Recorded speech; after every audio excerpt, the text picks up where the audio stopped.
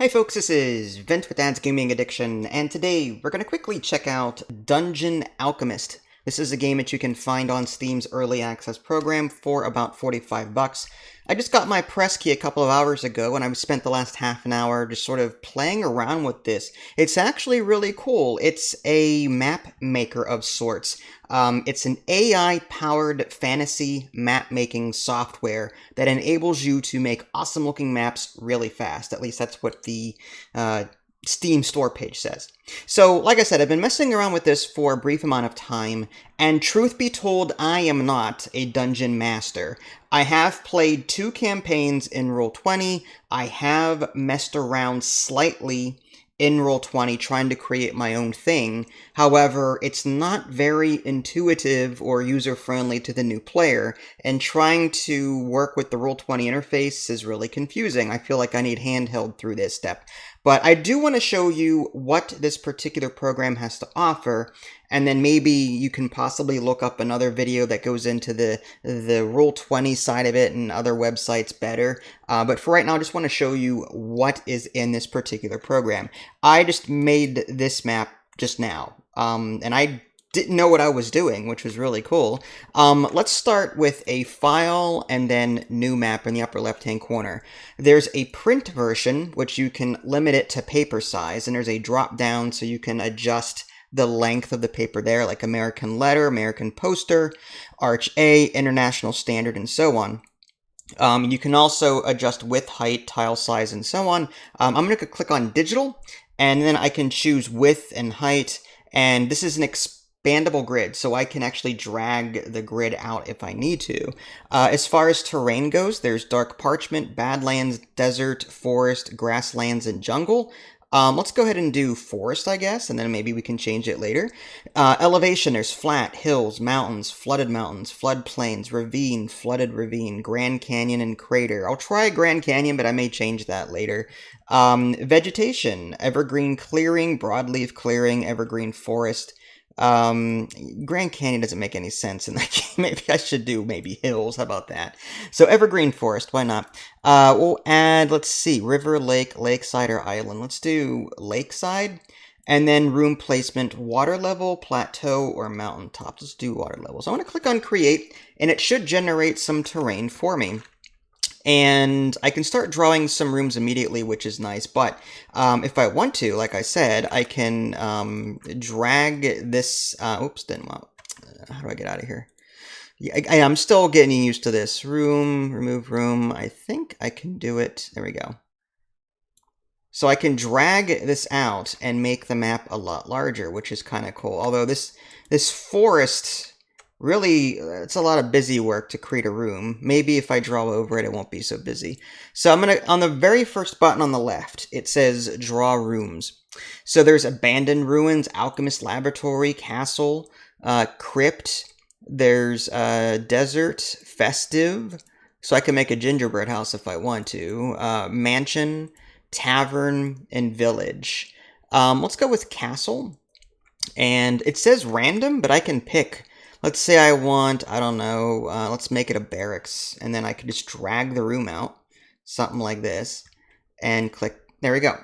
And I just click the button, and boom, it automatically populates this stuff in here. Now, if I don't like the placement of something, there are other options on the left-hand corner of the screen. So the very first button on the top, Draw Room, that's drawing a room. If I want to change that, like there's place objects. So there's favorite objects, there's new objects, it's a Halloween gauntlet. Decoration, like bakery sign, blacksmith sign, butcher's, different signs. There's an old signpost, maybe I don't know. It wouldn't work well over here, but you can totally put one down. And you can even scale it too. So you could make this large or small. You just grab the edge and do something like this. And what else we have over here? And again, I'm not an expert, but I want to show you what's here. There's a painting, you can plop that down. Other paintings, rugs. Let's take a look at the different rugs. Round carpet, I can throw that in there fine. Festivities, so if I want to put a little present in the corner, I can totally do that. I can rotate it with mouse wheel. There's a duplicate button right here that I can just click on, and another one will be placed down. I could put a wreath, maybe right there. Whatever, you do you. Different shields that you can put on the wall. Some of these objects can't be resized. It's just kind of weird that way. Do I have to put that on the outside, maybe? No? Oh, I have to rotate it. Okay, well, I guess I could put that there. Okay. Seems kind of silly to me. But if I don't like it, I can always just trash it. There we go, it's gone. Getting to other things. There's statues. And again, I can put like a knight statue in here. Maybe by the window. I don't know why you would do that. And I can make it 50 feet tall if I could totally do that. Or I can make it like really small and just a little miniature statue in the corner. Yeah. Trophies, festivities, signs, magical stuff. Serpentine statue. Kind of looks cool. Then there's other things like furniture, Alchemist workbench, broken big table, bathroom table. I don't want to read all of these off to you, but I just sort of want to give you an idea of what you're getting with this. And look at all this furniture. Chairs, there's benches, cupboards, desks, beds, baths, fonts, ladders, was that latrines? There's a lot of latrine options. Mirrors, planters. Okay, weapon rack, not terrible. And there's other things, religious stuff, screens, garden, accessibility, magical, and ruined stuff. And that was just the furniture tab. There's lights, so I could put down this chandelier right there. So I can, turn the lights on or off if I want to. So I can animate it to some degree. I can also, make it brighter. So there is, I don't want to call it dynamic lighting because that's what Roll20 has. But, yeah, I can turn the light on or off, make it brighter. It looks like I can also change the color of it, too. So if I like a yellow light or a white light, I could do that. Pink, blue, a blue light. So yeah, there's nature stuff, cobwebs. I'm really curious. You can put that on walls and the like. Ooh, insects, nasty. Yeah. Spider victim, rock walls. Storage. There's various chests there. Oh, I missed these. Plants, trees, potted plants, mushrooms, wall plants, rocks. Is that the Guardian of Forever from Star Trek? I guess. Sure. Put that over there. But yeah, let's say that you're done with this room, though. I mean, let's say you've put down all this utility and dungeon stuff. Oh, chess pieces. Did I just see that? Oh, that's awesome. Oh, that's awesome. Oh, I need this in my life. Okay, yes, chessboard. I want to make this 30 feet tall, if it'll let me. Okay, that's really cool. Anyway, so let's go back to draw room, and let's say I want to do a bedroom. Although, yeah, that's a barracks, so maybe we'll put the bedroom, I don't know, we'll put it over here. Now, it should hopefully draw a door. If not, we'll have to put one in place. Oh, there we go. So, yeah, just sort of automatically adjusted things to fit this room over here, so it's a nice big bedroom. Let's go ahead and throw in a dungeon. I don't know why there would be a dungeon next to a bedroom, but, yeah, you create what you want. Those little castle stairs, it's kind of cool. Dungeon cell, maybe we'll put that off to the side there. Cool. And entrance, hallway, kennels, rookery, stable box, stables. Let's put the stables maybe, I don't know. Put it out here. I don't know. We'll figure that out. Okay, there's a stables. This, again, you wouldn't put hay next to a door like this, so you may have to go into place objects and maybe we'll just delete that one, or we could move this one over here. Whatever you see fit to do. But that's kind of cool that you can easily create these rooms. And further down, you've got the ability to place various doors. There's single doors, there's double doors, iron, arches, fences, ruined cloth doors, and special doors. Windows, you got various types of windows, stone, bay, cloth, festive. Down further, you can adjust the walls. So if you want this kind of wall, you can totally put that in, a rock wall. There we go. Yeah, there we go. So I can adjust the wall there. Now it's a rock. I don't know why the stables would have that, but, you know, you do you. Wood, plaster, iron, half walls. So if I, for whatever reason, want a half a wall, plaster work, fences. So I could put instead of making this a room, I can just put fences around the stables. Again, don't know why you would do that. Maybe for smaller animals. Terrain. There is a terrain editor. So if you want to raise or lower land, you can do that from here. So if I left click and raise, I can make this rather hilly if I want to. And you can see the land sort of changing around you. Again, very unnatural, but let's go ahead and do lower terrain, and let's see if it actually creates water. I don't know if it will. It just created a deep pit. That may require a little bit of fixing, but yeah, we just created this deep dark pit here. Flatten terrain to room height. So there's a button for that, which is kind of cool. Smooth terrain, clear terrain. So we'll just smooth that out a bit.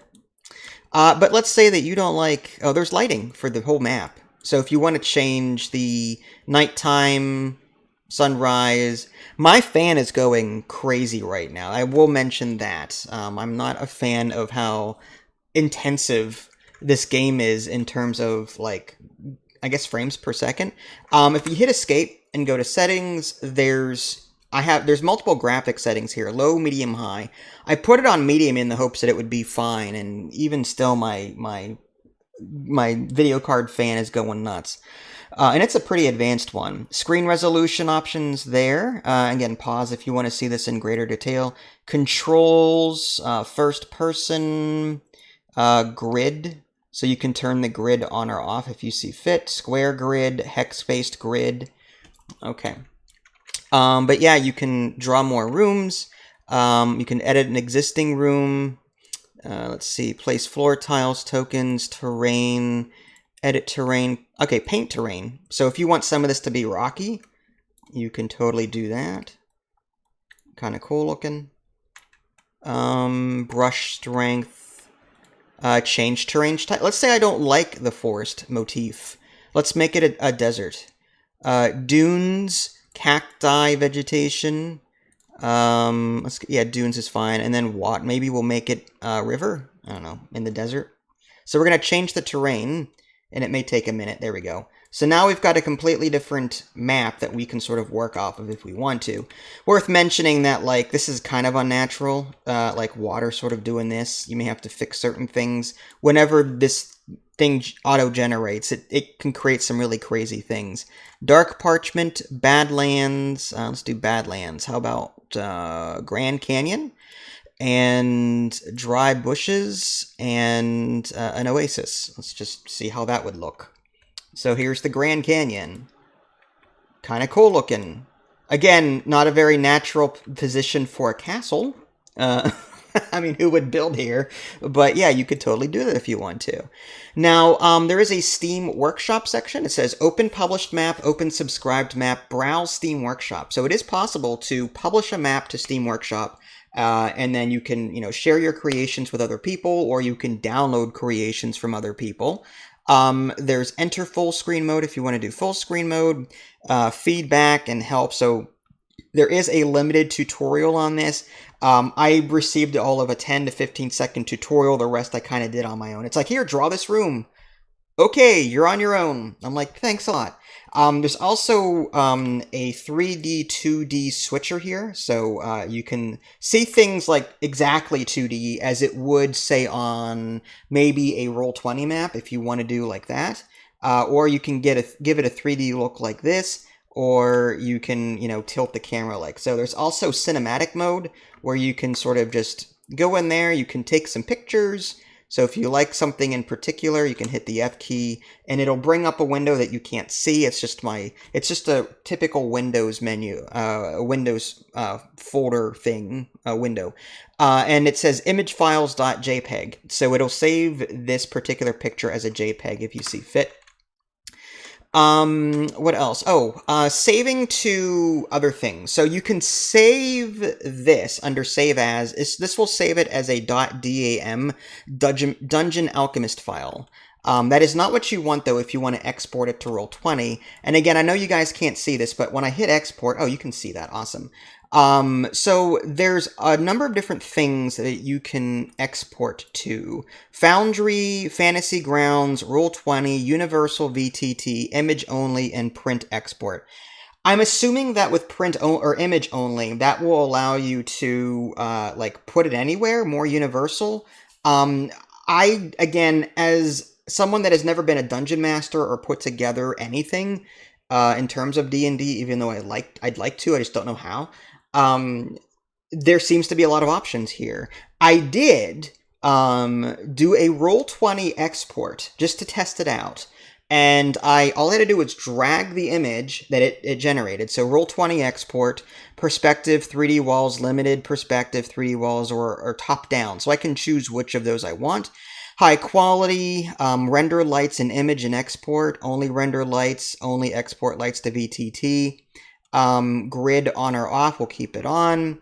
So you can export this. And now a Windows thing popped up. And now this is going to save as a Roll20 import data.txt file. I'm just going to save it as untitled map2. And now what I'm going to do is switch over to my Roll20. And again, I created a Lost Mines of Phandelver just to play around with this a bit. I was trying to figure out how to layer maps and I've tried various map maker tools. I think, yeah, that's Phandelver. Spoilers. I was playing around with icons.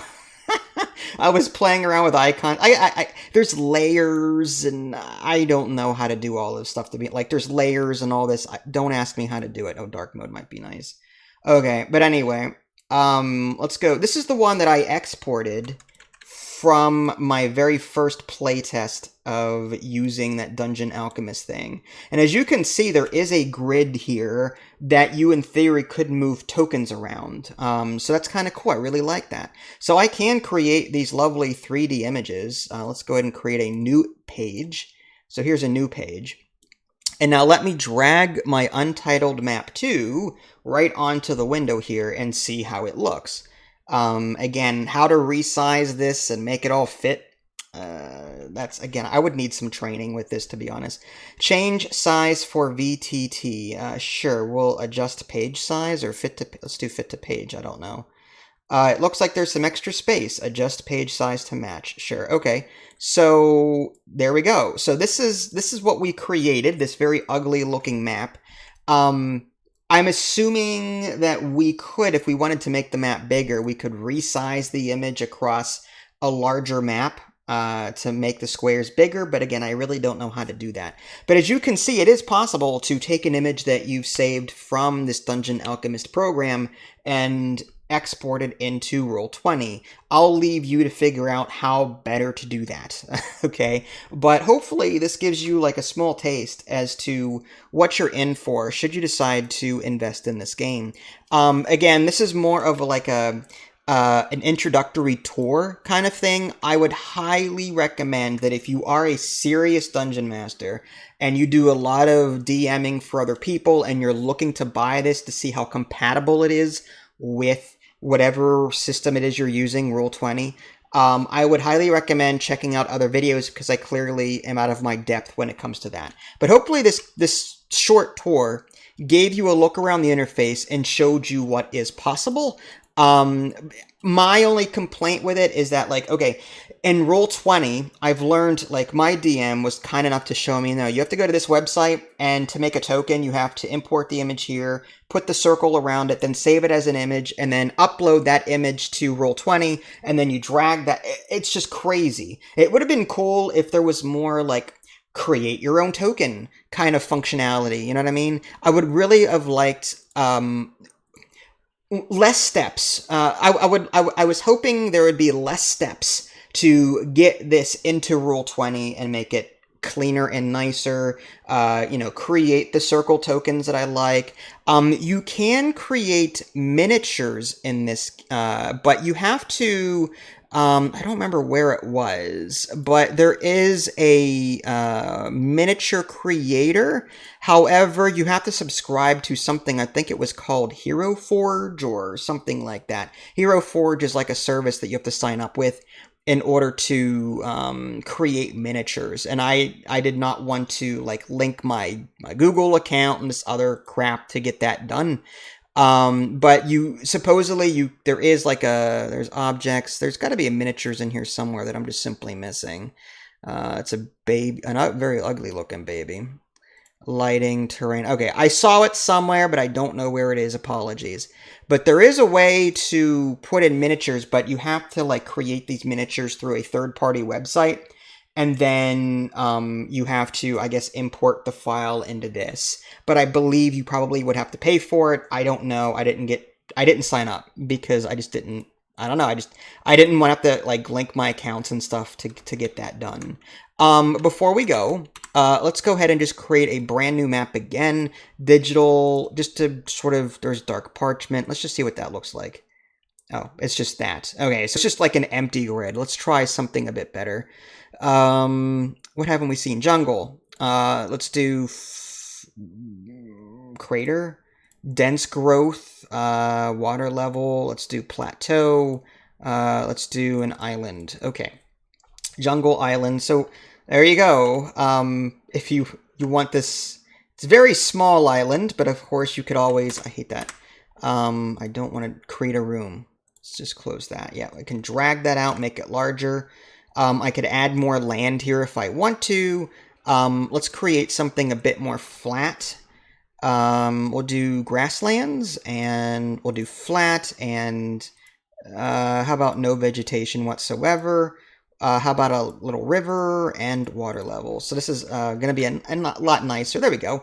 So this should give you a bit more options. You can, again, close that down, expand this out a bit. And there we go. So it's going to generate some of that. And again, we can create some really cool things. There's an Alchemist laboratory right there. Let's go ahead and add a crypt, because why not? Let's go ahead and add something festive, like a gingerbread house. Let's go ahead and accept those. Dungeon, dungeon kitchen. Let's do something like that, and approve that, and approve that. Let's do the tavern hallway, and then fine, and then maybe a brewery behind it. Check. You wouldn't have all these things typically all next to each other, but you can see the results of this. Let's go ahead and just look at these individually to see what kind of objects you're getting, you know, what you're looking at here. Really nice looking. I'm really digging. I'm impressed by the 3D maker. Again, my real complaint is, again, this is probably more because I don't know Roll20 that well, but I would really like other tools in this program, especially for $45. It would have been cool to go above and beyond and create a token creator, or and like NPCs, extremely limited. Like there's tokens, there's characters, there's 6 characters here, a barbarian. So if I want to put a barbarian down, there's a bard, but there's only 6 of these characters. And then monsters, there's like 5 characters. You know, where are my bugbears and all these other Roll20 D&D things? I wonder if that's a license issue. Maybe Roll20 won't allow, you know, or maybe Wizards of the Coast will not allow direct D&D assets. So maybe that's one of the reasons why they couldn't. Oh, here it is, Hero Forge. I was right. It was Hero Forge. Import your digital miniatures. It's a service that allows you to design your own personalized miniatures. Purchase them as a 3D digital miniature, and you'll be able to use them in Dungeon Alchemist. So again, you have to connect your account to this program, and there's tokens here, but still, like, I would have preferred a more in-depth maker with regard to that. I wanted to be able to put down bugbears and goblins and other D&D things, but I'm guessing due to licensing or whatever, they probably won't be able to do that. So you've got some generic tokens here, but I would love to see more of that. As far as I can tell, this is more of a specialized 3D map maker than it is a utility tool for everything else. That being said, the game is still early access, so maybe these things are coming. If you guys haven't already, subscribe to me on Twitch and YouTube. That way you can stay up to date with any new content I happen to publish. This is Vince. Thanks for watching, and I will catch you guys next time. Take care.